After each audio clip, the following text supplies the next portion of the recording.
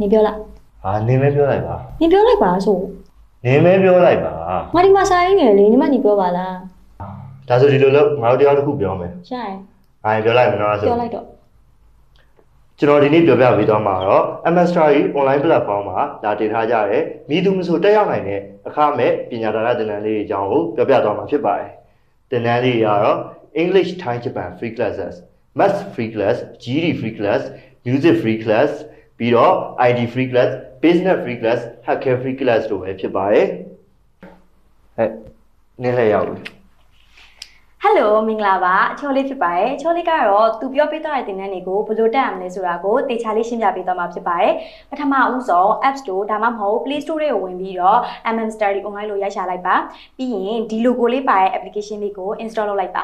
install လုပ်ပြီးသွားပြီဆိုလို့ရှိရင်တော့ application လေးကိုဝင်ပြီးတော့ကိုယ့်ရဲ့ဖုန်းနံပါတ်အမည် email လိပ်စာတွေကိုရိုက်ထည့်ပြီးတော့ sign up လုပ်လိုက်ပါ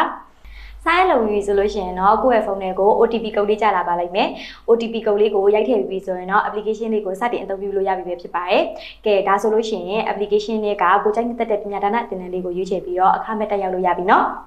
ဒါဆိုရင်အခုပဲ MS Study online application တွေကိုဝင်ပြီးတော့ ကိုတက်ချင်တဲ့သင်တန်းလေးကိုအခမဲ့တက်ရောက်လိုက်ပါ